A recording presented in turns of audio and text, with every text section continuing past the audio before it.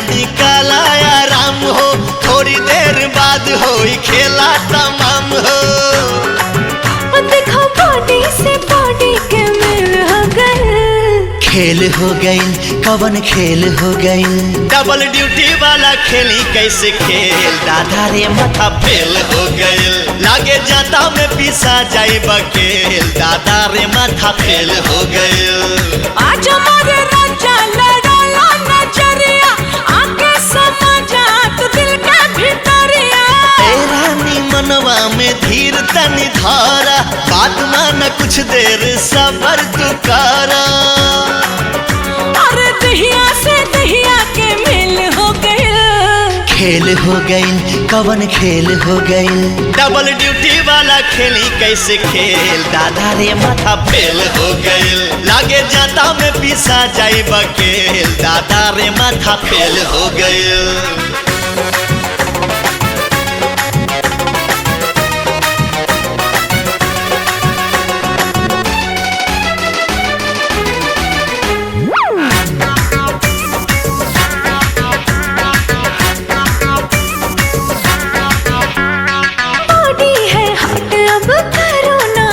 जी इंजन मोहब्बत का करो इसे काट जी।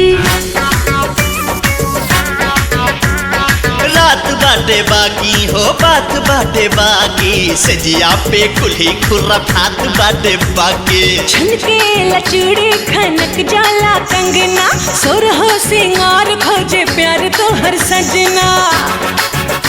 अरे भागे लो ऐसे जैसे जेल हो गए, खेल हो गई हो कवन खेल हो गई, डबल ड्यूटी वाला खेली कैसे खेल, दादा रे माथा फेल हो गई, लागे जाता में पिसा जाई बकेल, दादा रे माथा रे फेल हो गई।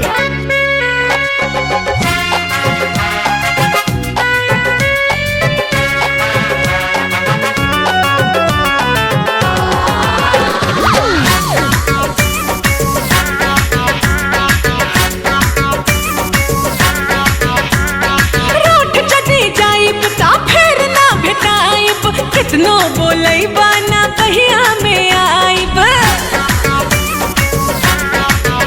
हारू सबूत बहिया में तान ले हब तो होके, किस लेके करवा में बांध ले हब तो होके। ना जाने कैसा तू है हसबैंड, बाहों में आ जाओ कर दो ट्रेंड।